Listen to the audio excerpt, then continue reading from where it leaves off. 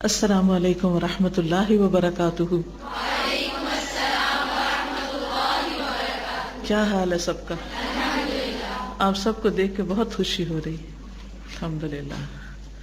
کیسی جا رہی ہے آپ لوگوں کی پڑھائی؟ اچھی جا رہی؟ الحمدللہ، گڈ۔ کتنے سے پارے ہو گئے؟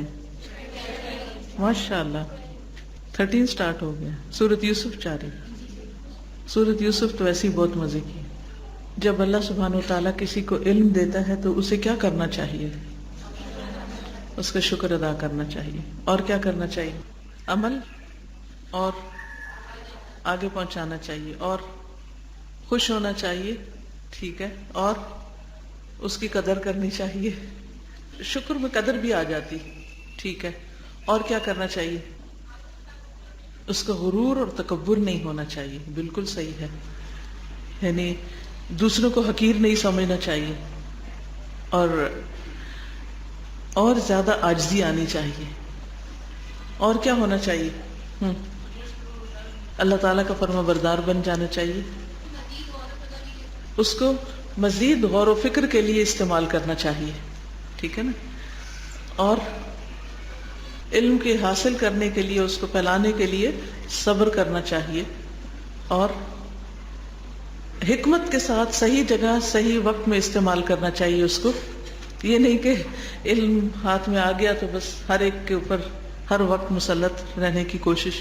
اور مزید اضافے کے لیے دعا کرنی چاہیے۔ کبھی بھی جو حاصل ہو گیا اس کو اپنی آخری منزل نہیں سمجھنا چاہیے کہ بس اتنا ہی کافی ہے، اس سے آگے بھی جانا چاہیے، اور شابش، اس پہ استقامت اختیار کرنی چاہیے، یعنی اس راستے سے ہٹنا نہیں چاہیے، اس کو ساری زندگی کے لیے اختیار کرنا چاہیے۔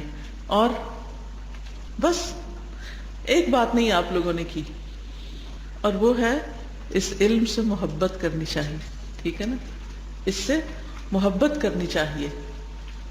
ہم عام طور پر کس چیز سے محبت کرتے ہیں؟ کس چیز سے محبت کرتے ہیں زیادہ؟ ہم کی بات نہیں چلے، عام رجحان کیا ہے دنیا میں؟ زیادہ کس چیز کی چاہت ہے؟ مال، اولاد۔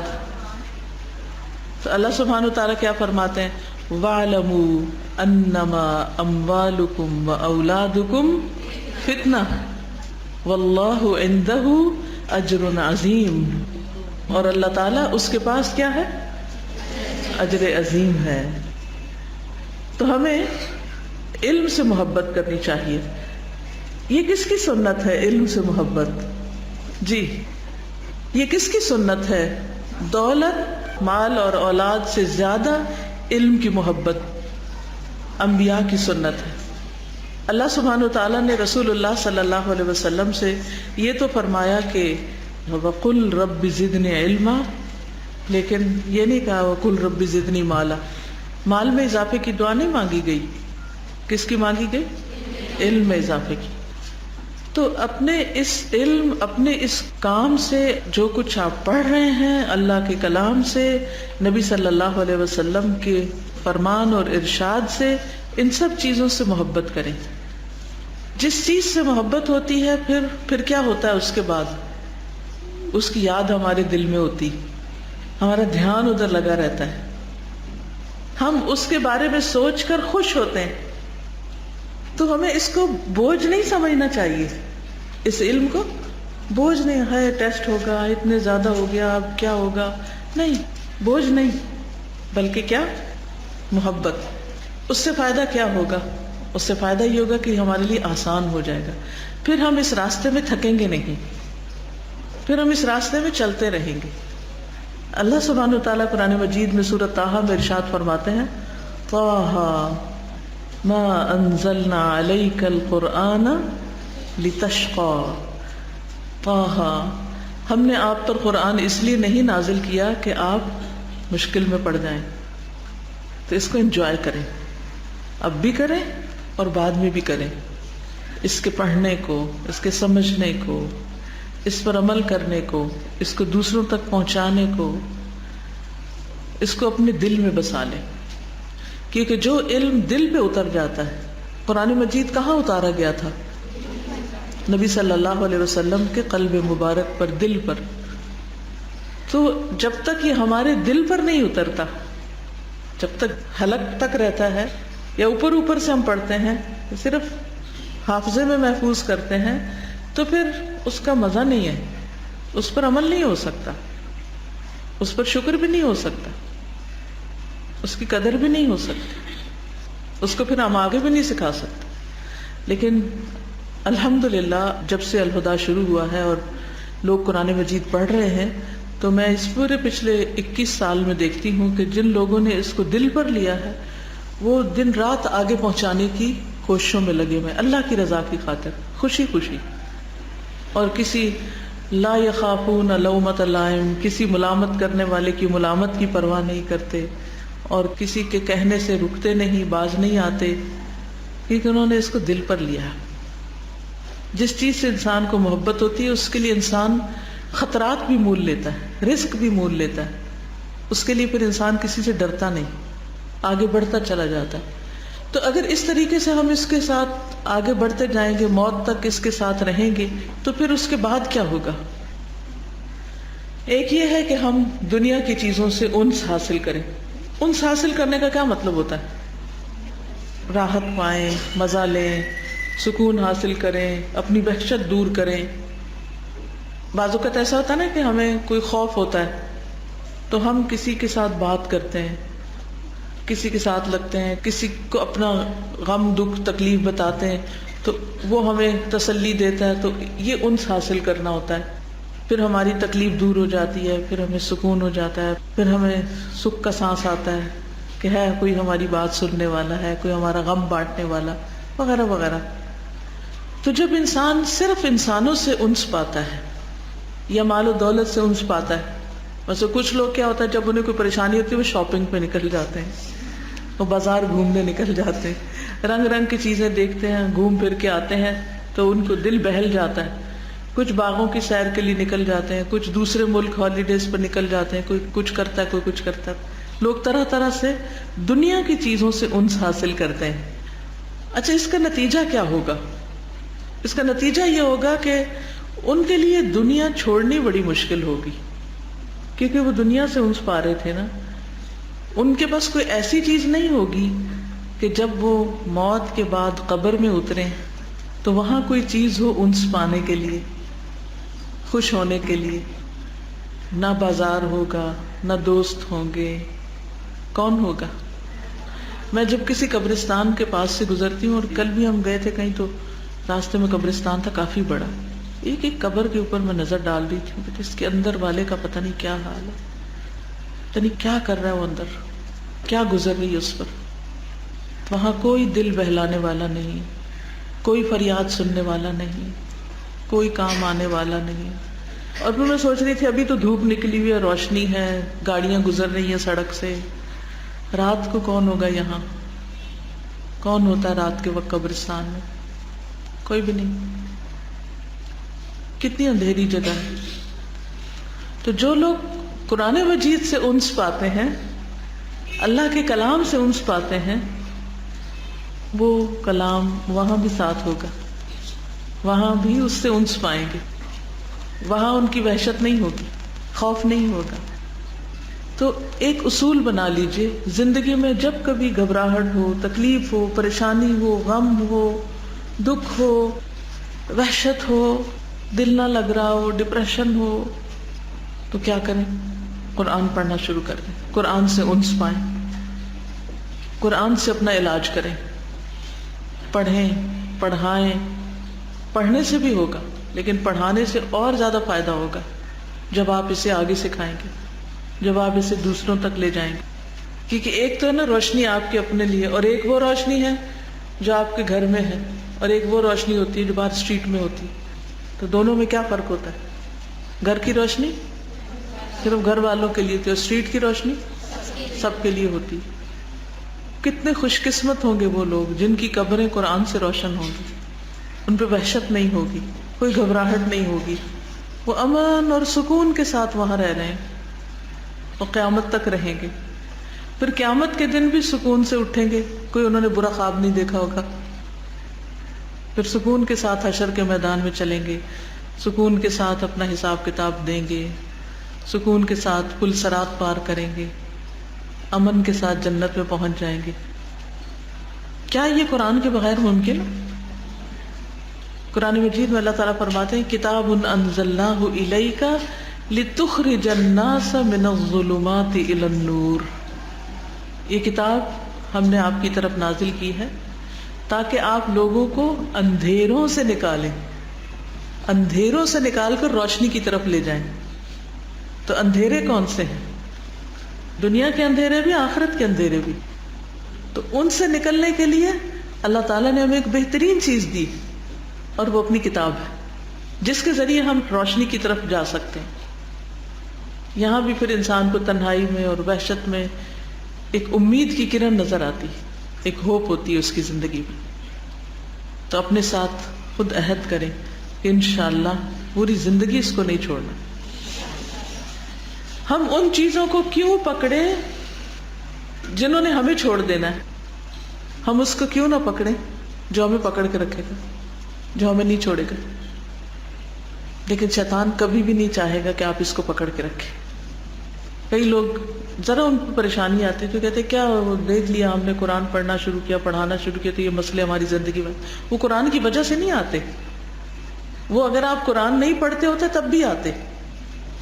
تو کبھی بھی اپنی کسی دنیاوی تکلیف کی وجہ سے قرآن کو بلیم نہیں کریں، دین کو بلیم نہیں کریں. وہ تو ہمارے اپنے ہی گناہ ہوتے ہیں، ہماری اپنی غلطیاں ہوتی ہیں، ہمارا اپنا قصور ہوتا ہے. ٹھیک ہے نا؟ ایک ایسا ٹریجر ہے، ایسا خزانہ ہے کہ اگر انسان کے پاس کوئی چیز بھی نہ رہے نا اور قرآن اس کے پاس، تو اس کی زندگی برکتوں سے معمور ہے. کبھی اس کو یہ احساس نہیں ہوگا کہ میرے پاس کچھ نہیں، اس کو یہ احساس ہوگا میرے پاس بہت کچھ ہے، مجھے اللہ نے بہت بڑی نعمت دی.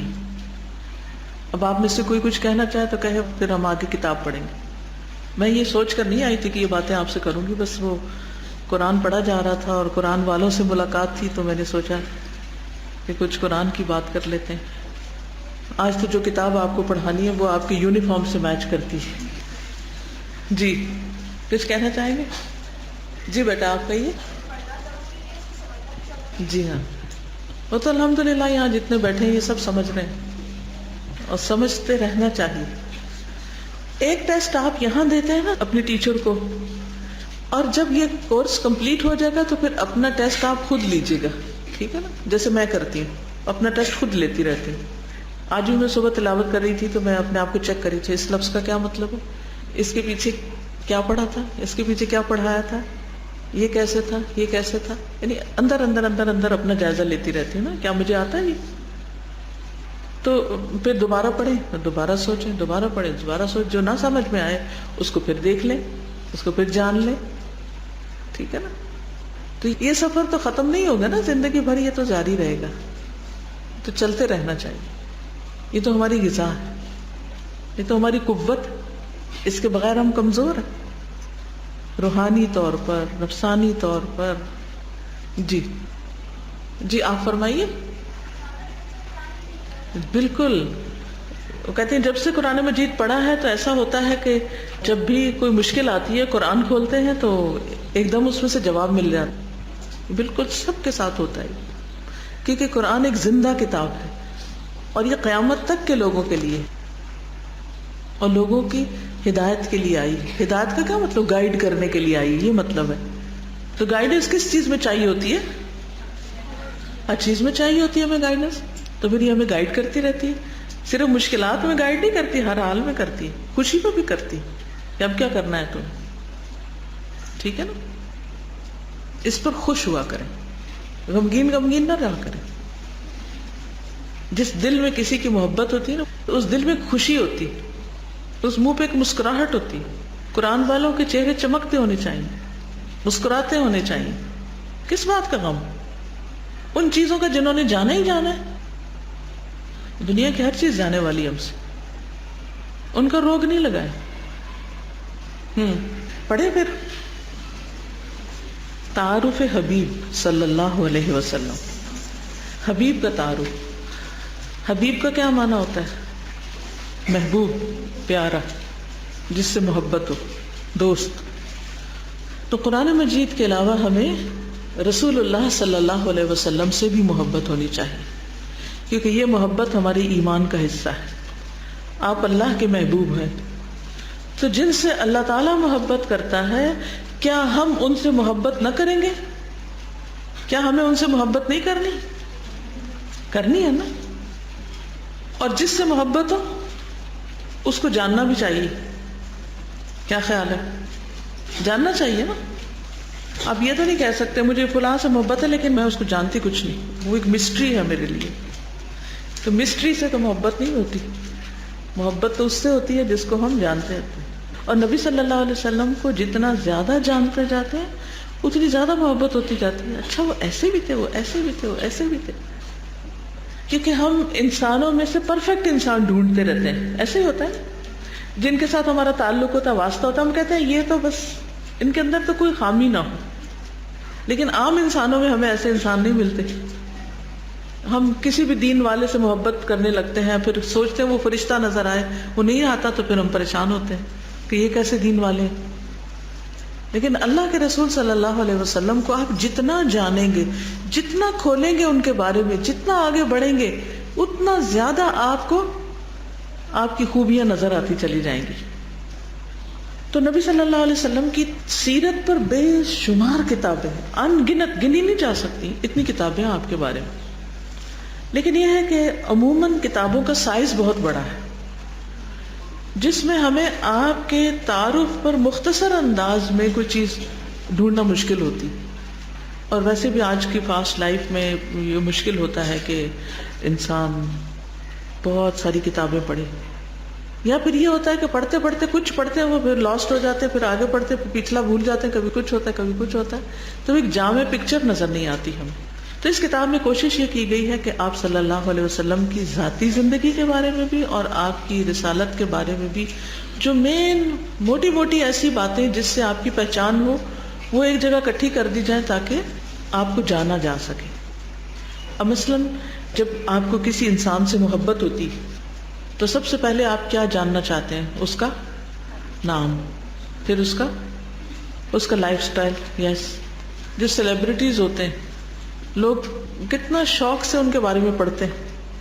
کیا کیا پڑھتے ہیں؟ وہ کیا کھاتے ہیں، وہ کہاں جاتے ہیں، وہ کہاں رہتے ہیں، اور کیا جانتے ہیں، انہیں کیا کیا پسند ہے، کس خاندان سے ہیں، کیا پسند نہیں ہے، وہ کیا پہنتے، کیسی فیملی سے تعلق ہے ان کا، ان کے بولنے کا انداز کیا ہے، اور ان کا اخلاق کیسا ہے، ہابیز کیا ہے ان کی، ان کا ہیئر سٹائل اور میک اپ، اور ان کی وہ کون سے برانڈ یوز کرتے ہیں.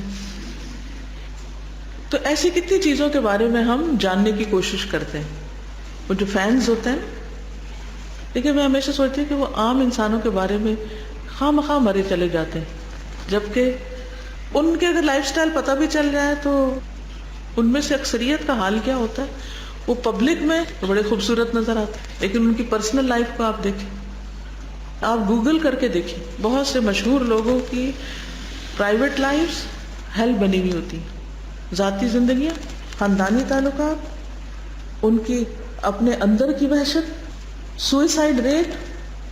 بہت سے ایسے لوگ جنہوں نے دنیا میں بڑی بڑی کامیابیاں حاصل کی، انجام کیا ہوا، خودکشی کر لی. ایسے خط لکھے، کتابیں لکھی جس سے پتہ چلتا ہے کہ انہیں اپنی زندگی میں کوئی خوشی حاصل نہیں تھی. لیکن نبی صلی اللہ علیہ وسلم دنیا کے کامیاب ترین انسان تھے، سب سے بڑے انسان تھے، لیکن آپ سب سے زیادہ اللہ کے قریب تھے، سب سے زیادہ عبادت گزار تھے، سب سے زیادہ سخاوت کرنے والے تھے، سب سے زیادہ آپ کے اندر زہد تھا، سب سے بہترین قبیلے سے تھے، امام الانبیاء تھے، خاتم النبیین تھے. وہ کسی نے فارسی میں شعر کہا تھا نا، بعد از خدا بزرگ توئی قصہ مختصر. یہ سنا کبھی؟ اب تو ایسے شعر نہ پڑھے جاتے نہ سنے جاتے. ہمارے چچا جو تھے وہ ماشاءاللہ بہت زبردست کیلی گرافی کرتے تھے، آرٹ بھی کرتے تھے. تو ان کا ایک کمرہ تھا جس میں انہوں نے اپنی ساری کیلی گرافی اور اس طرح کے آرٹ کے نمونے لگائے ہوئے تھے، بھرا ہوا تھا. جو کام کرتے تو کبھی کوئی یہاں لگا، کوئی یہاں لگا. ہم چھوٹے ہوتے تو ہمیں بہت تجسس ہوتا تھا اندر کیا ہے نا. تو وہ بچوں کو اندر نہیں آنے دیتے تھے اس کمرے میں، کیونکہ وہ بچے کو کیا کرتے ہیں، اگر بچے اندر گھس جائیں تو وہ چیزیں چھیڑیں گے، ان کے کلمے چھیڑیں گے، رنگ چھیڑیں گے، چیزیں ادھر ادھر کر دیں گے. تو لیکن اتنا ہی تجسس ہوتا تھا اندر کیا ہے. تو بہرحال جب ہمیں اندر جانے کی اجازت ملی تو اس میں جو ایک انہوں نے لکھ کے اپنی خوبصورت کیلیگرافی میں فریم لگایا ہوا تھا، اس پر یہ شعر لکھا ہوا تھا کہ بعد از خدا بزرگ توئی قصہ مختصر. تو ہمیں سمجھ نہیں آتی تھی، فارسی میں لکھا ہوا تھا، لیکن جب سے پھر وہ ذہن پہ چپک سا گیا کہ اللہ کے بعد آپ سب سے بڑے ہیں، بس قصہ مختصر یہی، بعد از خدا بزرگ توئی قصہ مختصر، یعنی آپ کا مقام مخلوقات میں بہت بڑا ہے. رسول اللہ صلی اللہ علیہ وسلم نے فرمایا، صفحہ 2 ہے، میں اولاد آدم کا سردار ہوں اور اس میں کوئی فخر کی بات نہیں. یعنی اتنے بڑے ہو کر بھی فخر نہیں کرتے، کوئی تکبر غرور نہیں، کچھ نہیں. انا اکثر الانبیاء تبعا یوم القیامہ، قیامت کے دن سب نبیوں کی نسبت زیادہ لوگ میرے تابع ہوں گے. سب سے بڑی آپ کی امت ہوگی. کتنی بڑی بات ہے کہ آپ کے فالوور سب سے زیادہ ہوں گے. اللہ کرے ہم بھی انہی میں سے ایک ہوں. آپ نے فرمایا، قیامت کے دن میں بغیر کسی بھی فخر کے تمام لوگوں کا سردار ہوں گا. سب لوگ میرے جھنڈے کے نیچے ہوں گے، آسانی اور خوشی کا انتظار کریں گے، اور بے شک میرے پاس حمد کا جھنڈا ہوگا. میں چلتا رہوں گا اور لوگ بھی میرے ساتھ چلتے رہیں گے یہاں تک کہ میں جنت کے دروازے پر پہنچ جاؤں گا. پس میں دستک دوں گا، یعنی کٹکھٹاؤں گا، تو پوچھا جائے گا کہ کون ہے؟ میں کہوں گا کہ محمد صلی اللہ علیہ وسلم. چنانچہ کہا جائے گا، مرحبا محمد. تو جب میں اپنے رب کو دیکھوں گا تو اسے دیکھتے ہوئے سجدے میں گر جاؤں گا. تو آپ صلی اللہ علیہ وسلم جنت تک لوگوں کو لیڈ کریں گے. جنت کا دروازہ آپ کی شفاعت سے کھلے گا. کوئی معمولی بات ہے؟ بہت بڑی بات ہے. اگر آج ہم آپ کے پیچھے نہیں چلتے تو کل چل سکیں گے؟ بتائیے. آج ہم آپ کی راہ سے الگ کوئی راہ اختیار کر لیتے ہیں، آپ کو اپنا آئیڈیل بنانے کی بجائے، آپ کی سنت اور سیرت پر عمل کرنے کی بجائے اوروں کو معیار بنا لیتے ہیں، تو پھر قیامت کے دن المرء مع من احب، انسان اس کے ساتھ ہوگا جس سے وہ محبت کرتا ہوگا. قیامت آنی یقین ہے. وبالآخرۃ ہم یوقنون. واقعی مرنے کے بعد اٹھنا، حساب دینا، جنت جہنم ہے. کہاں جانے کو دل چاہتا؟ دروازہ کون کٹکھٹائے گا؟ اسے نبی صلی اللہ علیہ وسلم. کیا چاہیں گے اس وقت؟ کس کے پیچھے جائیں؟ آپ کے پیچھے. ابھی سے سفر اختیار کر، ابھی سے ڈائریکشن بنا لیجیے، آپ ہی کے پیچھے چلنا ہے تاکہ وہاں تک پہنچے. آپ کی سنتوں کو اپنانا ہے، چھوٹی چھوٹی چیزوں میں بھی. اسے دائیں ہاتھ سے کھانا، دائیں ہاتھ سے پینا. پچھلے دنوں مجھے کسی فنکشن میں جانے کا اتفاق ہوا، اس میں کافی پڑھے لکھے لوگ تھے، بہت رسپیکٹیبل لوگ تھے. جب کھانا لگایا گیا تو چھری کانٹے بھی ساتھ تھے. 10 لوگوں میں سے 8 لیفٹ ہینڈ سے کھا رہے تھے، صرف 2 رائٹ ہینڈ سے کھا رہے تھے. اور یہ ہائیلی ایجوکیٹڈ لوگ تھے. ہاتھ تو دونوں اللہ نے دیے نا. اگر ہم لیفٹ یوز کرتے تو رائٹ نہیں کر سکتے. جو چیز رائٹ سے کر رہے ہیں وہ لیفٹ سے کر لیں، جو لیفٹ سے کر رہے ہیں رائٹ سے کر لیں. نبی صلی اللہ علیہ وسلم رائٹ ہینڈ سے کھاتے تھے. اگر ہم لیفٹ سے کھا رہے ہیں تو آپ کے طریقے فالو نہیں کر رہے. ایک دفعہ مجھے مانچسٹر یا لندن سے اوسلو جانے کا اتفاق ہوا، شاید برٹش ایئر ویز تھی. تو اس میں کوئی اکا دکا کوئی مسلمان پیچھے بیٹھا ہوا تھا، سارے گورے تھے. میرے ساتھ میرا بیٹا بھی تھا، چھوٹا تھا اس وقت. جب انہوں نے کھانا سرو کیا تو سب لوگ لیفٹ ہینڈ سے کھا رہے تھے اور ہم دونوں رائٹ ہینڈ سے کھا رہے تھے. تو اس وقت مجھے اتنا احساس ہوا کہ میری امت اور ان کی امت فرق ہے. یہ فرق کہاں سے پتہ چلے گا؟ میرے کام کے طریقے سے. میرا طریقہ اور تمہارا طریقہ اور. اور اگر میں یہاں بیٹھ کر انہی کے طریقے کو فالو کروں گی تو جو جس کے طریقے کو فالو کرے گا پھر وہ اسی میں سے ہوگا. تو ہمیں اپنے طریقوں کو بدلنا ہے. کسی سے امپریس ہونے کی ضرورت ہے؟ ہمیں کسی سے امپریس ہونے کی ضرورت ہے یا اس کو ہم سے امپریس ہونے کی ضرورت ہے؟ کیا بہتر ہے؟ یہ بہتر ہے کہ آپ کسی کو امپریس کریں یا یہ بہتر ہے کہ کوئی آپ سے امپریس ہو؟ اور ہمارے لیے کیا بہتر ہے کہ ہم سب کس سے امپریس ہوں؟ نبی صلی اللہ علیہ وسلم کے طریقے، کیونکہ آپ کے طریقے سب سے بہترین طریقے ہیں ہم سب کے فائدے کے. کسی سے امپریس نہ ہوا کریں اور کبھی بھی سنت پر عمل کرتے ہوئے شرمندگی نہیں محسوس کیا کریں.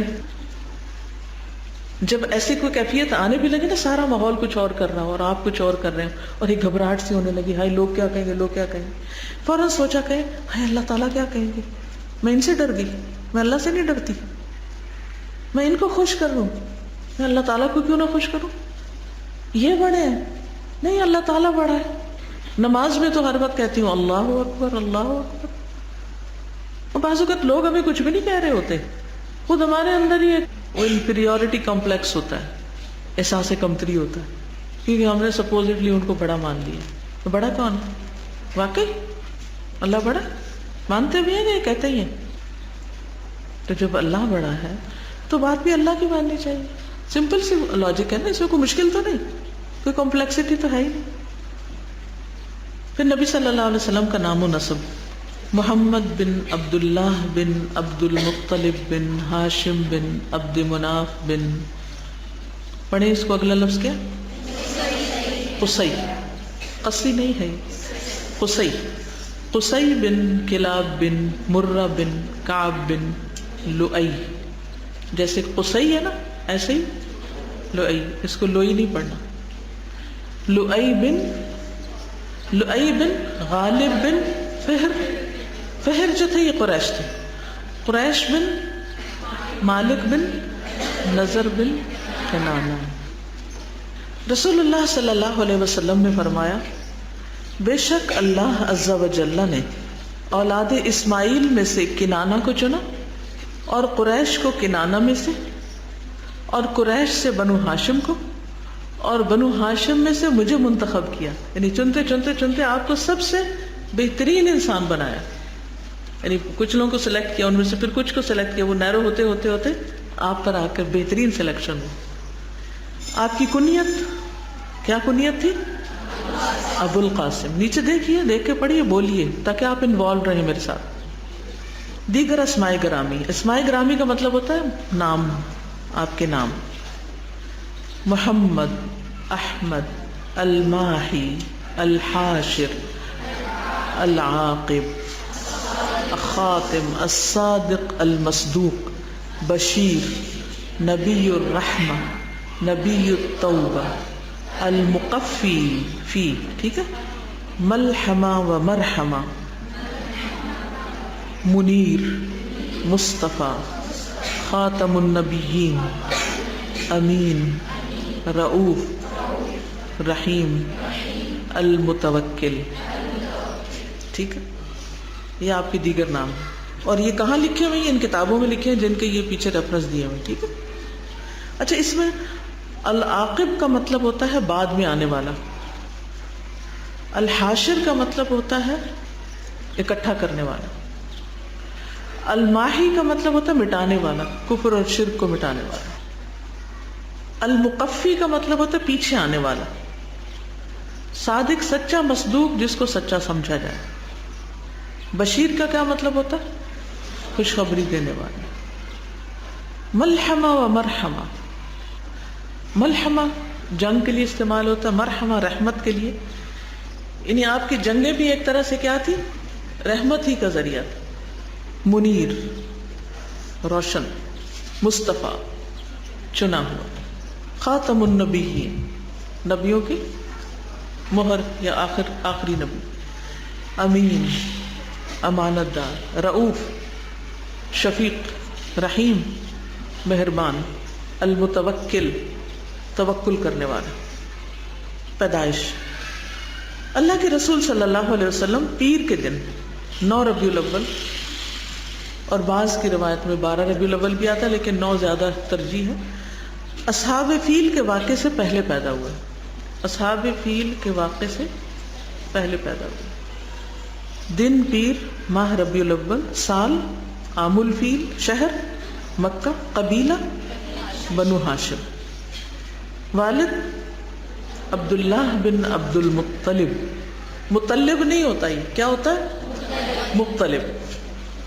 والدہ آمنہ، آمنہ نہیں ہوتا، آمنہ بنت وہب. رضائی مائیں، رضائی ماں کون ہوتی؟ جو دودھ پلاتی ہے.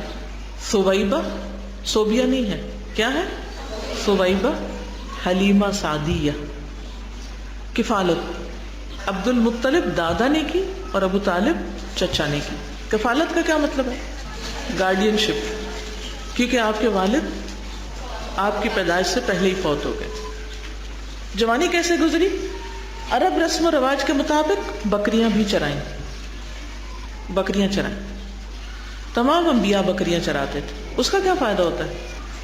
بہت صبر و تحمل آتا ہے، کیونکہ آسان کام ہے. جانور کو جب کوئی چیز سکھانی ہوتی ہے تو کیا کرنا پڑتا ہے؟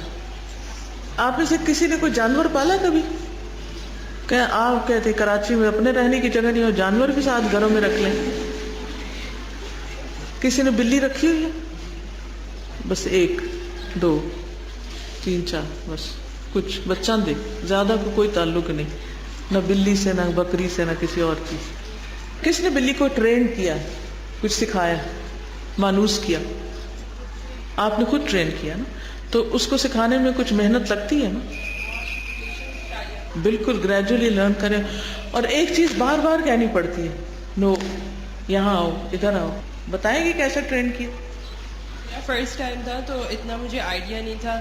تو ایک تو یہ ہوتا ہے کہ پیشنس چاہیے ہوتا ہے کہ آپ کو کچھ نہیں آ رہا، آپ فرسٹریٹ نہ ہو، اوروں سے پوچھیں جو ایکسپیرینسڈ ہوتے ہیں، آن لائن چیک کریں.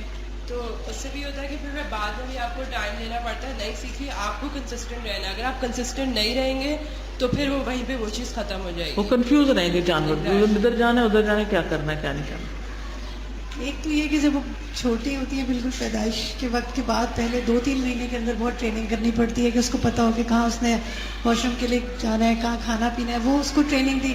اور ابھی بھی اب تو وہ 2-2.5 سال کی ہو گئی ہے، تو ابھی بھی جیسے واک کے ٹائم کی ٹریننگ اس کو دی ہے کہ روز 9 بجے اس کو واک کرانے کی اس کو عادت ہے، کیونکہ وہ اس کو لے کے جاتے رہے. اب وہ اس وقت ٹائم آ کے دروازے کے پاس بیٹھ جاتی ہے. بالکل. اور اگر نہ لے کے جائیں تو میاؤ میاؤ کرتی، وہ آپ کو زبردستی واک کراتی ہے کہ جی کریں، اب آپ نے میرے ساتھ وعدہ کیا تھا.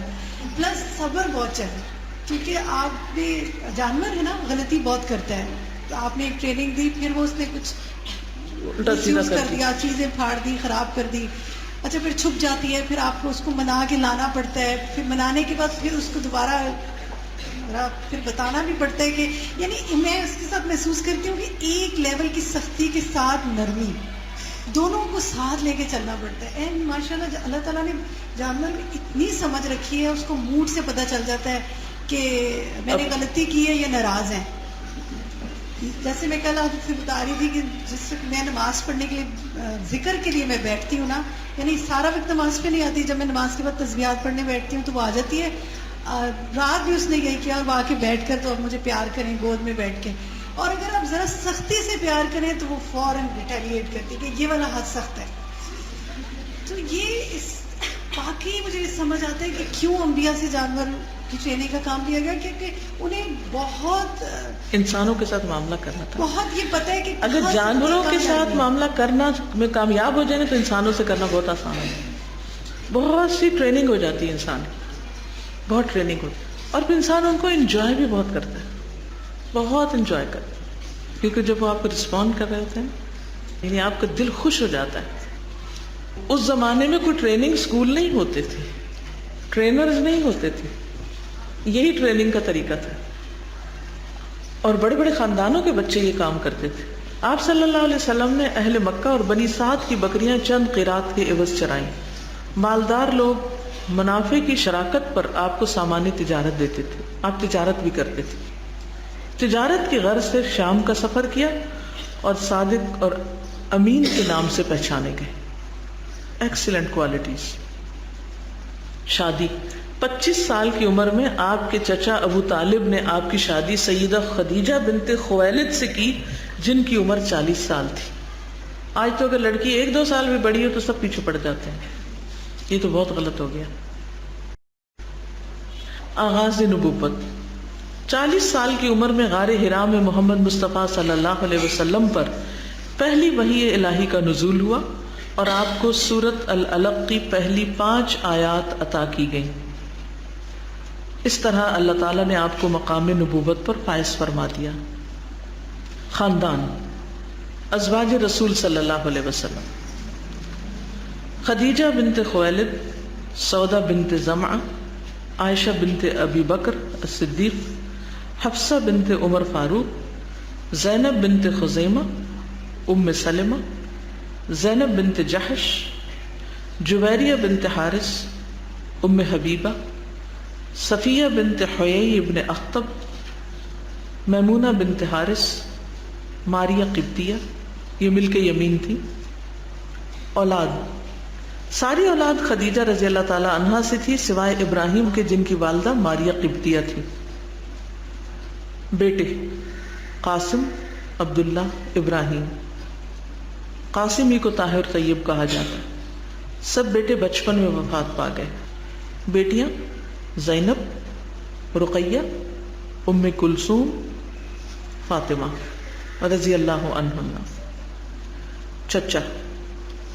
حمزہ بن عبد المطلب، عباس بن عبد المطلب، ابو طالب بن عبد المطلب، ابو لہب بن عبد المطلب، زبیر بن عبد المطلب، حارث بن عبد المطلب، مقوم بن عبد المطلب، ان کا نام عبد الکعبہ بھی تھا، ضرار ابن عبد المطلب، قثم بن عبد المطلب. یہ کیا ہے لفظ؟ قثم. کیا ہے؟ قثم. مغیرہ بن عبد المطلب، حجل بھی کہا جاتا ہے ان کو، غداق بن عبد المطلب. کتنے ہو گئے؟ پھپھیاں. صفیہ بنت عبد المطلب، اروا بنت عبد المطلب، عاتقہ بنت عبد المطلب، برہ بنت عبد المطلب، امیمہ بنت عبد المطلب، ام حکیم بیضاء بنت عبد المطلب. یہ سب کون تھی؟ پھپھیاں. کتنی ہو گئی؟ 6. رضائی بھائی یعنی وہ لوگ جنہوں نے آپ کے ساتھ دودھ پیا تھا، دودھ شریک بھائی. ابو سلمہ بن عبد الاسد المخزومی، مسروح بن سویبہ، یہ سویبہ کا دودھ پیا تھا تو ان کے بیٹے. حمزہ بن عبد المطلب، انیسہ بن حلیمہ، عبداللہ بن حلیمہ، حلیمہ سعدیہ کے بیٹے ہیں. ابو سفیان بن الحارث بن عبد المطلب، شیماء بنت حلیمہ. شیماء، ٹھیک ہے، شیما نہیں ہے. آپ کے ساتھ پڑھنے کا مطلب بھی یہی ہے کہ آپ کو صحیح پروننسیشن سکھایا جائے تاکہ آپ صحیح طور پر یاد کر سکیں. عمرا اور عمال، گورنرز جسے کہتے ہیں. سیدنا مہاجر بن ابی امیہ بن مغیرہ، ان کو صنعاء کی طرف بھیجا. صنعاء کہاں ہے؟ کوئی نقشہ نہیں لگا ہوا یہاں. پہلے تو میں ہمیشہ کلاس میں نقشہ لگواتی تھی اس پوری دنیا کا، اور اس کو بار بار دیکھنے کی بھی ضرورت ہوتی. میری بیٹی 5 سال کی تھی اور میں نے اس کے ساتھ اتنا مختلف شہروں اور ملکوں کے بارے میں بتا کے اس کو اتنا ماہر کر دیا تھا کہ کوئی بھی نام میں لیتی تھی تو وہ فوراً وہاں انگلی رکھ دیتی تھی. یہاں ہے. اگر ہم دنیا کے بارے میں جانتے ہی نہیں تو پھر کیا ہم وہاں اسلام کا پیغام پہنچا سکتے؟ نقشہ کس نے بنایا تھا دنیا کا؟ مسلمانوں نے بنایا تھا. تو ایسا کریں گے؟ جغرافیہ کے تو تھوڑی محنت کریں گے. اس نیت سے کیجئے کہ اللہ تعالیٰ کا پیغام ہر جگہ پہنچے. اللہ تعالیٰ قرآن مجید میں فرماتے ہیں قل سیروا فی الارض، زمین میں کیا کرو؟ چلو پھرو. سیرو. اچھا تو پتہ ہی نہیں زمین میں کون سی جگہ کہاں ہے، تو کدھر کو جائیں گے؟ کہاں جائیں گے؟ کیا کرنے جائیں گے؟ تو صنعاء کہاں ہے؟ شاباش، ایک بچی نے جواب دی یمن میں. اور یمن کس طرف ہے سعودی عرب سے؟ نچلی طرف ہے، اوپر کی طرف؟ نیچے کی طرف، اوپر کی طرف شام ہے. سیدنا زیاد بن لبید انصاری کو حضر موت کا عامل مقرر فرمایا، یہ بھی اسی طرف. سیدنا عدی بن حاتم کو بنو طے اور بنو اسد کی طرف. سیدنا مالک بن نویرہ یربوعی کو بنو حنزلہ کی طرف. دارالسلام کا بھی ایک وہ ہے نا سیرت اٹلس ہے، کسی کے پاس ہے سیرت اٹلس؟ لائبریری میں کبھی گئے؟ ٹائم ہی نہیں ہوتا. لائبریری میں دیکھیں، اور اگر نہیں تو وہاں رکھوائی جائے. وہ تو بڑی عام کتاب تھی، ہر گھر میں ایک طرح سے موجود تھی.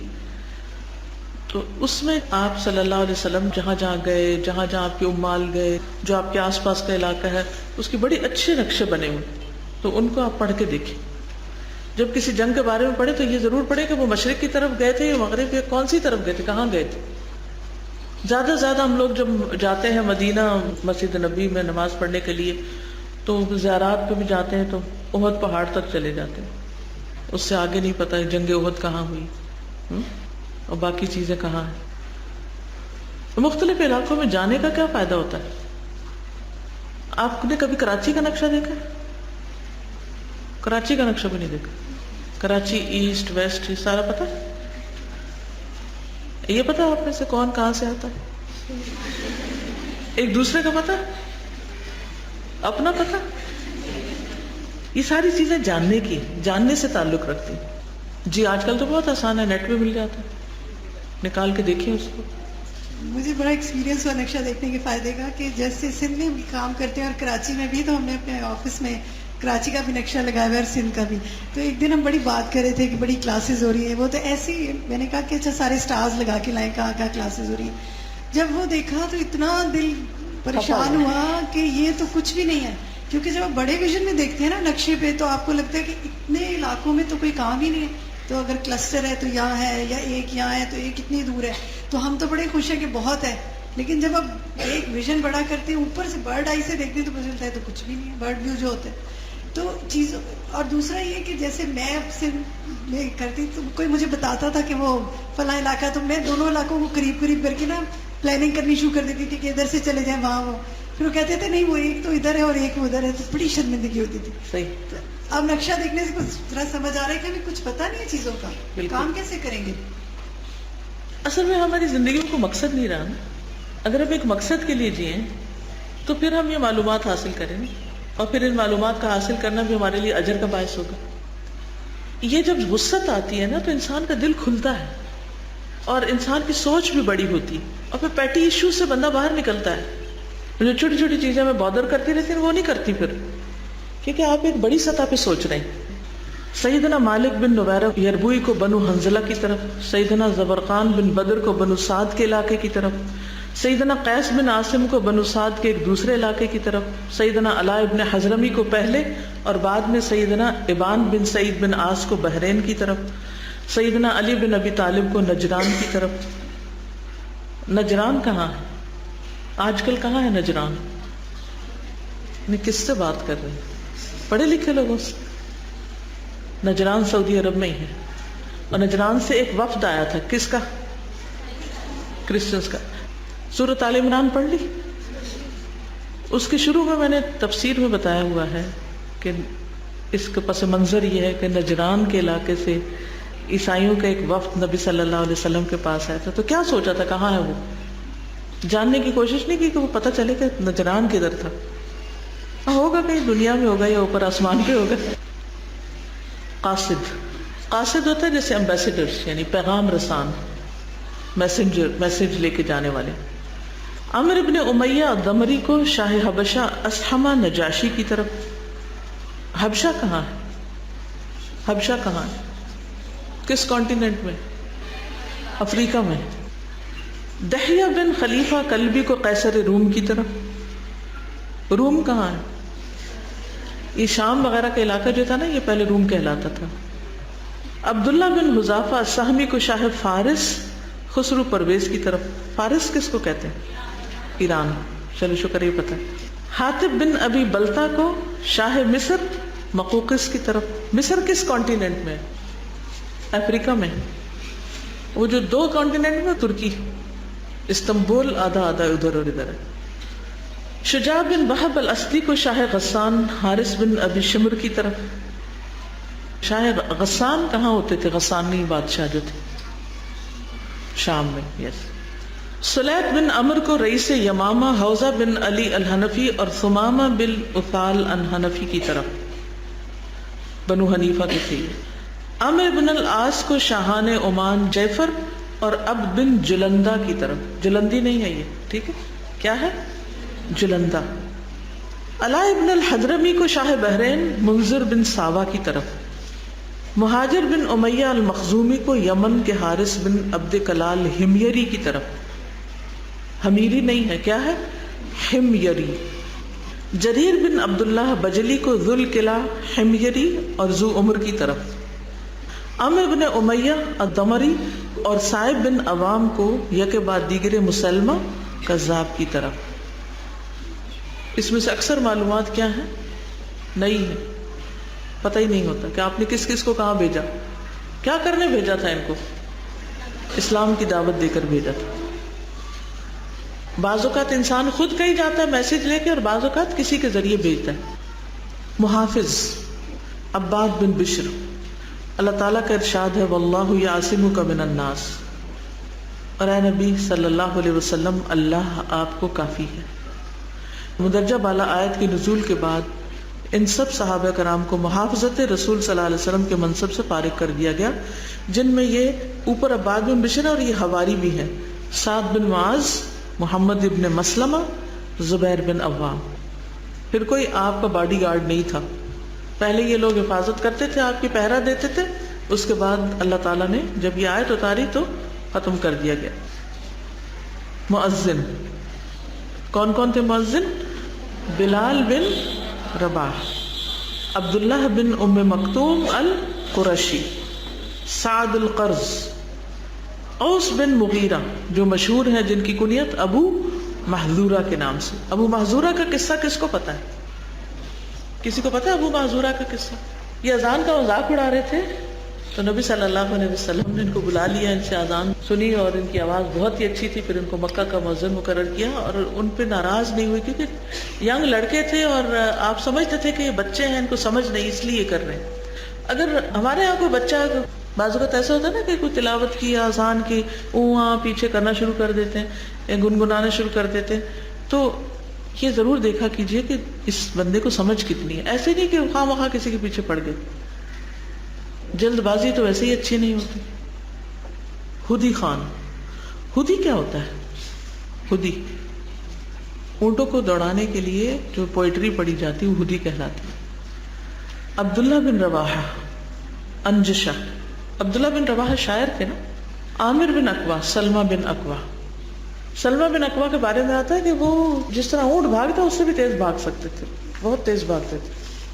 کاتبین، رائٹرز، اسکرائب کرتے تھے.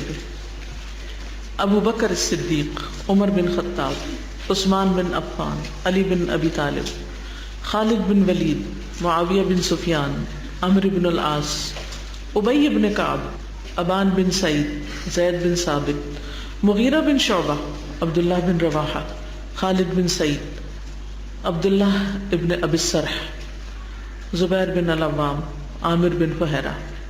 عبداللہ بن ابی سرح کے بارے میں جانتے ہیں کچھ؟ ان کی ایک خاص بات ہے، کوئی صحابہ کی کتابیں بھی پڑھ لیا کریں. ایک ایک صحابی کے بارے میں بھی پڑھتے جائیں گے نا تو آپ کو پورا کلچر سمجھ میں آئے گا کہ کہاں قرآن نازل ہوا اور کیسے دین پھیلا، وہ کیا کرتے تھے وہ لوگ. یہ آپ کے کاتب تھے، پھر اسلام چھوڑ کر کسی دوسرے علاقے کی طرف چلے گئے.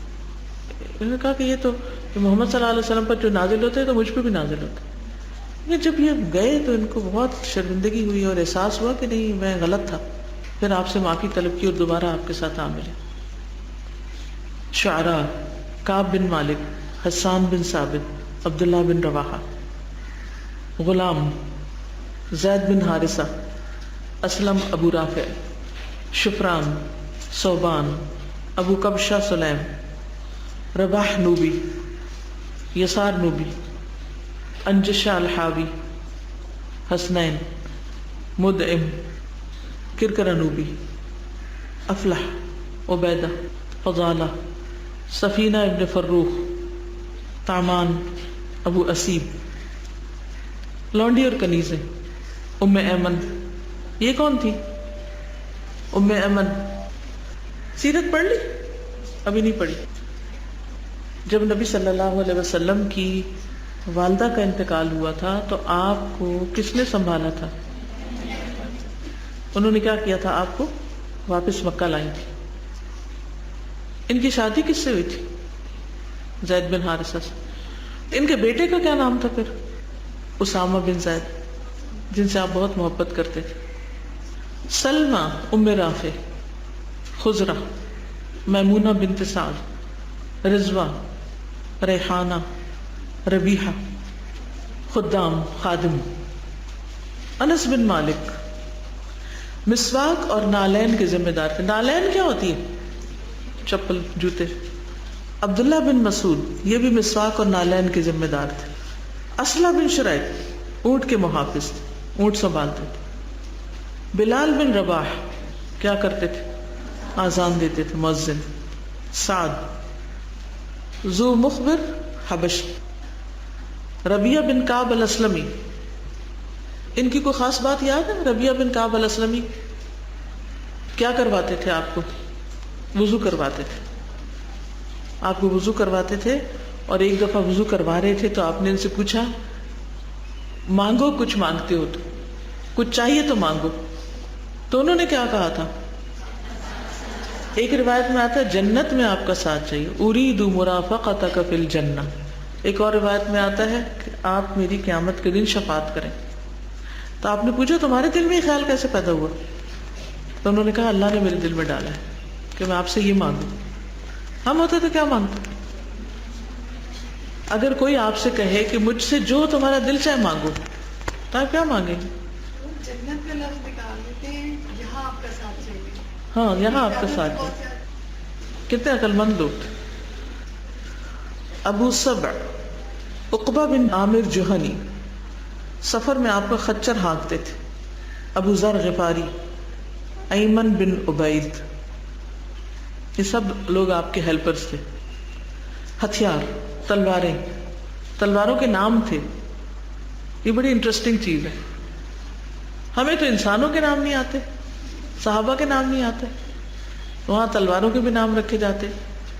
معصور، عزب، یہ لفظ آپ نے پڑھا ہوگا، ضرب عزب پڑھا کبھی؟ ہاں، یہ پتہ چل گیا. ہاں، آج کل تو بڑا مشہور لفظ ہے یہ. تو یہ اسی سے نبی صلی اللہ علیہ وسلم کی تلوار کے نام سے یہ نام رکھا گیا.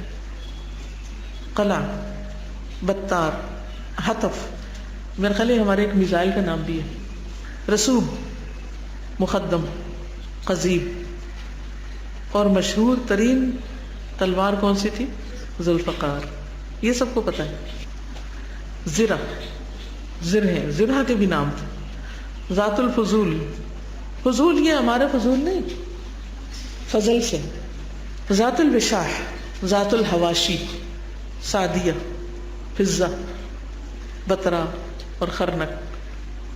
ڈھال، ڈھال کیا ہوتی ہے؟ شیلڈ، جو آگے بچاؤ کے کرتے ہیں. زلوق، نیزے، مثوہ، شنونی، فضہ یا جعبہ یا کافور. کنانۃ الجمع، منثنا، کیا ہے؟ منثنا، لوہے کی چھڑیاں یا ڈنڈا جیسے ہوتا ہے. قبعہ، بیضاء اور انزہ، لکڑی کی چھڑی. ممشوق. اچھا، اس کا فائدہ کیا ہوتا ہے جب کسی چیز کا نام رکھا ہوتا ہے؟ جب کسی چیز کا نام رکھا ہوتا ہے تو اس کا کیا فائدہ ہوتا ہے؟ کمیونیکیشن بہت آسان ہوتی ہے. ہم کیا کہتے ہیں، وہ چیز ہے نا، وہ جو اوپر لگی ہوئی ہے نا، وہ جس پہ بسم اللہ لکھا ہوا ہے نا، وہ جو اس کو لائبریری کہنے کے بجائے وہ جو پیچھے کمرہ ہے نا جس میں کتابیں رکھی ہوئی ہیں. تو نام رکھنا ضروری ہوتا ہے. اللہ تعالیٰ نے سب سے پہلے آدم علیہ السلام کو کیا سکھائے تھے؟ وَعَلَّمَ آدَمَ الْأَسْمَاءَ كُلَّهَا. اور فرشتوں پہ فوقیت بھی کس وجہ سے ملی تھی؟ ثم عرضهم على الملائكة فقال انبئوني باسماء هؤلاء ان كنتم صادقين. لیکن کیا ہوا؟ انہوں نے بتا دیا؟ نہیں بتا سکے. پھر آدم علیہ السلام سے کہا گیا تو آدم علیہ السلام نے کیا کیا؟ ان کے نام بتا دیے. فلما انبأهم باسمائهم قال الم اقل لكم انی اعلم ما لا تعلمون. خود کہتے ہیں لوہے کی ٹوپی جیسے ہیلمٹ ہوتا ہے نا، اس طرح موشح ذو الصبوغ جنگی لباس 1 عدد. جھنڈے زرد کالے اور سفید. سواریاں اونٹنی قصبہ عزبہ جدعہ، یہ اونٹنیوں کے نام تھے. آپ نے بھی اپنی بلی کا نام رکھا ہوا؟ کیا رکھا ہے؟ ہریرہ. آپ نے کیا رکھا ہوا؟ بہت سے رکھے ہیں. خچر شہباء دلدل فضہ گدا یعفور افیر. افیرہ بھی نام رکھتے ہیں نا.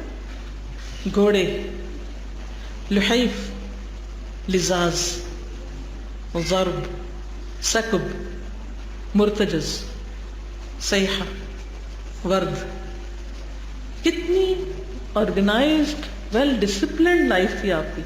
ہر چیز کا نام، ہر چیز کی جگہ، ہر کام کا طریقہ سلیقہ، ویل آرگنائزڈ. آپ کامیاب ترین انسان تھے اور یہ آپ کی بہت زبردست خوبی کہ آپ کی ہر چیز اتنے بہترین طریقے سے تھی. تو ہمیں کیا کرنا چاہیے؟ کیا کرنا چاہیے؟ اپنے آپ کو آرگنائز کرنا چاہیے. ہم صرف بچوں کے نام رکھ لیتے ہیں اور وہ ان کے اصلی بھول کے ان کے بس وہ پیٹ نیمز جو ہوتے ہیں ان سے بلاتے رہتے ہیں. وقت ضائع ہونے سے بچتا ہے جب نام آتے ہیں. ہمارے پاس تو چیزیں اتنی زیادہ ہیں کہ نام رکھنا شروع کر دیں تو پھر کیا ہوگا، مشکل میں پڑ جائیں. لیکن آپ صلی اللہ علیہ وسلم کی جب وفات ہوئی تھی تو آپ کے گھر میں فرنیچر اور کراکری اور ساز و سامان نہیں تھا جس سے ہمارے گھر بھرے پڑے ہیں. آپ کے گھر میں اسلحہ لٹکا ہوا تھا جو آپ کی قوت کی علامت تھا. کسی بھی ملک کی طاقت کا انحصار کس پر ہوتا ہے؟ اس کی فوجی قوت کتنی. حلیہ مبارک قد و قامت، نہ دراز نہ پست قامت، درمیانہ. رنگت چمکدار، نہ چونے کی طرح بہت زیادہ سفیدی نہ ہی گندمی جیسے سانولا. سر مبارک متناسب، نہ چھوٹا نہ بہت بڑا. بال نہ سیدھے نہ گھنگریالے بلکہ ان کے درمیان. ہر چیز کیا تھی؟ اعتدال میں. بالوں کی لمبائی کانوں اور کندھوں کے درمیان، یہ کان اور یہ کندھا اس کے درمیان. چہرہ مبارک 14ویں کے چاند کی طرح روشن اور چمکدار. آنکھیں سفیدی میں سرخ ڈورے، یعنی جو وائٹ حصہ تھا اس میں سرخی مائل ڈورے تھے. ابرو باریک اور باہم ملے ہوئے یہاں سے، یعنی قریب قریب تھے. پلکیں سیاہ سرمگی. پیشانی کشادہ اور چمکدار. ناک لمبی اونچی. دہن یعنی منہ کشادہ. دندان کھلے صاف اور چمکدار. کان متناسب. داڑھی گھنی، کچھ بال سفید ہوئے تھے صرف. مونچھیں نفیس تراشیدہ اور پست، اٹھی ہوئی نہیں تھی بلکہ کیا تھی؟ نیچے کو تھی. گردن لمبی اجلی چاندی کی طرح سفید. کندھے کندھوں کی ہڈیاں مضبوط چوڑے شانے. بغل سفید. پیٹ اور سینہ دونوں برابر. پیٹ نہ اندر کو دھسا ہوا نہ باہر نکلا ہوا، چوڑا سینہ. ناف سینہ مبارک سے ناف تک بالوں کی باریک لمبی دھاری. سینے سے لے کر نیچے تک کیا تھا؟ یہاں بالوں کی لائن تھی. کمر سڈول سفیدی اور چمک میں گویا چاندی سے بنی ہوئی. ہاتھ اعتدال کے ساتھ بڑے ٹھنڈے اور خوشبودار. ایک صحابی کہتے ہیں کہ نبی صلی اللہ علیہ وسلم ایک دفعہ جا رہے تھے تو کچھ بچے راستے میں آئے، میں بھی ان میں سے تھا. آپ نے ہر بچے کے رخسار پہ ہاتھ پھیرا، میرے پہ بھی پھیرا، اور وہ ان کو ابھی تک یاد ہے کہ کتنا ٹھنڈا اور خوشبودار ہاتھ تھا، جیسے خوشبو کے ڈبے سے نکالا گیا. صفائی، نظافت، خوشبو کتنا اہتمام کرتے تھے. ہتھیلیاں اور انگلیاں گداز اور ریشم کی طرح نرم، اور اسی مناسبت سے انگلیاں. کلائی مرمری اور دراز. جوڑ مضبوط اور کشادہ. تلوے گداز نرم، یعنی گوشت سے پر، قدرے گہرے. ایڑی کم گوشت، یعنی بہت چوڑی موٹی ایڑیاں نہیں تھی. پنڈلی قدرے پتلی سفید چمکدار. چال چلتے ہوئے آگے کی طرف جھکاؤ رکھتے اور مضبوطی سے قدم اٹھاتے. اس قدر تیز چلتے گویا زمین آپ کے لیے لپیٹی جا رہی. ساتھ چلنے والے تھک کر چور ہو جاتے، بمشکل ساتھ دے پاتے، مگر آپ بلا تکلف اور بے نیاز چلتے جاتے. پسینہ گویا شفاف موتی خوشبودار، جسم مشک اور عنبر سے زیادہ خوشبودار۔ مہر نبوت، آپ صلی اللہ علیہ وسلم کے دونوں کندھوں کے درمیان کبوتر کے انڈے جیسی مہر تھی، پیچھے۔ کسی نے کبوتر کا انڈا دیکھا؟ کتنا سا ہوتا ہے؟ چھوٹا سا ہوتا ہے۔ خاموشی باوقار، گفتگو شیریں، واضح اور جامع کلمات، واضح بات کرتے تھے کہ دوسرے کو سمجھ آ جائے۔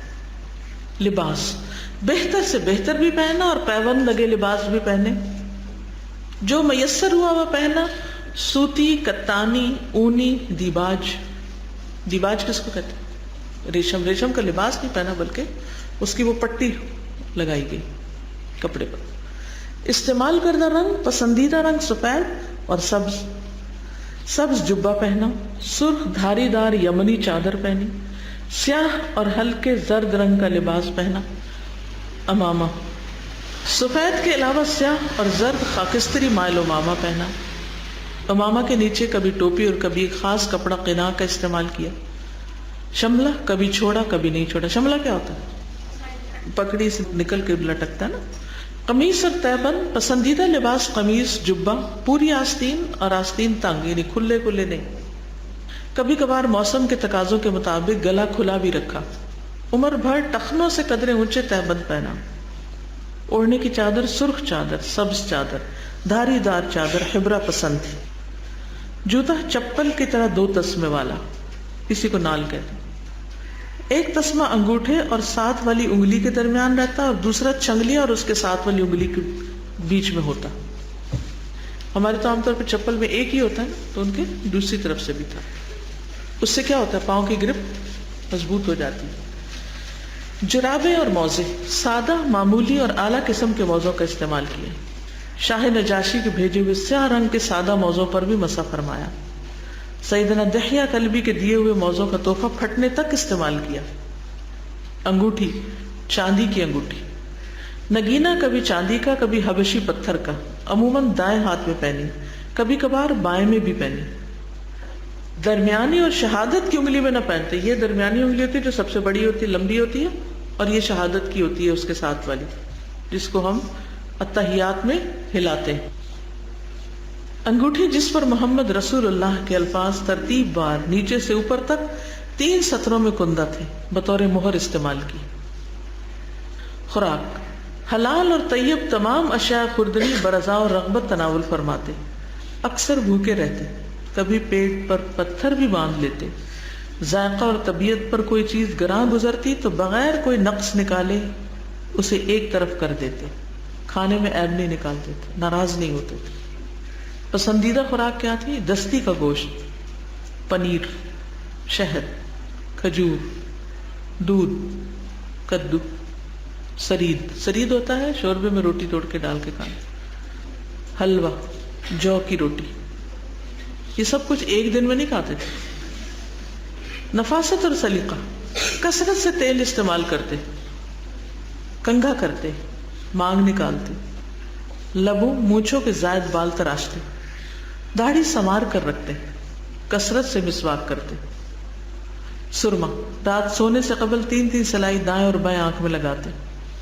خوشبو، مشک، عود، کافور اور ریحان کی خوشبو استعمال کی۔ گھر میں ایک عطردان میں بہترین خوشبو موجود رہتی، خوشبو کا ہدیہ ضرور قبول فرماتے۔ نشست اور آرام، قیلولہ، کبھی فرشی نشست کبھی چارپائی پہ تشریف رکھتے، کبھی ایک پیر کو دوسرے پیر پر بھی رکھ لیتے، تکیے سے بھی ٹیک لگا لیتے، کبھی کسی صحابی کے ساتھ بھی ٹیک لگاتے۔ غار ثور میں ابو بکر رضی اللہ تعالیٰ عنہ کی گود میں سر رکھ کر آرام کیا، کبھی دونوں رانیں کھڑی کر لیتے اور پنڈلیوں پر دونوں ہاتھوں سے ہلکا باندھ لیتے۔ غزوہ بنو مستلق میں ام المؤمنین سیدہ عائشہ کے زانوں پر سر رکھ کر بھی لیٹے۔ بہت نیچرل لائف تھی نا، بلا ضرورت تکلف نہیں تھا۔ اگر آپ ان باتوں کو یاد رکھ لیں گے، اوروں سے شیئر کریں گے، تو میں سمجھوں گی کہ میرا آنا کسی کام آیا انشاءاللہ۔ اب کوئی آپ کے ذہن میں سوال ہو، کوئی بات ہو، کچھ کہنا چاہیں، کوئی مشورہ ہو، جی استاذہ میرا ایک سوال ہے، نبی صلی اللہ علیہ وسلم کی جو بھی معمولات ہم پڑھتے ہیں اور جو بھی آپ صلی اللہ علیہ وسلم نے پہنا استعمال کیا اس سب کو فالو کرنا سنت ہے. ابھی پڑھتے ہوئے میرے ذہن میں خیال آیا کہ نبی صلی اللہ علیہ وسلم نے بہتر سے بہتر اور پیوند لگا کپڑا بھی پہنا، لیکن میں نے خود اپنے آپ کو فوراً اپنا جائزہ لیا تو مجھے لگا میں نے تو پیوند لگا کپڑا کبھی نہیں پہنا. اس کا مطلب ہے کہ پیوند لگا کپڑا پہننا بھی سنت فالو کرنے میں آئے گا؟ بالکل، یعنی یہ نہیں کہ مصنوعی طور پہ کاٹ کے پھر پیوند لگا کے پہنا جائے. جی استاد. لیکن بعض اوقات ایسا ہوتا ہے نا کہ کوئی قیمتی کپڑا جل جاتا ہے، ہوتا ہے نا. کبھی جلا آپ کا کپڑا؟ سب کا کوئی نہ کوئی ایکسپیرینس ہوتا ہے. نیا اسکارف لائے اور پہلی دفعہ استری رکھی اور ادھر ہی چپک گئی. یہ میرے برقعے میں بھی کئی جگہ استری لگی ہوئی ہے، کیونکہ وہ جہاں پہلی لگتی ہے نا وہاں کچھ نہ کچھ گڑبڑ ہو جاتی ہے اکثر. تو اس کا مطلب یہ ہے کہ اس کپڑے کو کسی مجلس میں پہن کے جانے میں کوئی شرمندگی نہیں ہونی چاہیے کہ ہائے لوگ مجھے دیکھیں گے کہیں گے ان کے پاس جلباب بھی نہیں صحیح والا. ٹھیک ہے نا، اچھا ہو تو بھی ٹھیک ہے، لیکن یہ نہیں کہ ذرا سا کچھ ہوا اٹھا پھینکا نکال دیا. نہیں، ان چیزوں میں ہمیں شرمندگی نہیں ہونی چاہیے. ٹھیک ہے، ہمیں کس چیز پر خوشی ہونی چاہیے اور کس چیز سے ہماری پہچان ہونی چاہیے. کس چیز سے ہونی چاہیے بتائیے؟ سوچئے نا ذرا، بتائیے مجھے. ہمارے اخلاق سے، ہمارے کام سے. اللہ کے نزدیک معزز کون ہے، عزت والا کون ہے؟ جس کے اندر اللہ کا ڈر سب سے زیادہ ہے. ٹھیک ہے نا. کپڑوں سے اور بہت زیور سے اور بہت میک اپ سے وقتی طور پر تو آپ دوسروں کی ظاہری تعریف لے سکتے ہیں، لیکن دل نہیں جیت سکتے کسی کا. کیا میک اپ سے کسی کا دل جیتا جا سکتا ہے؟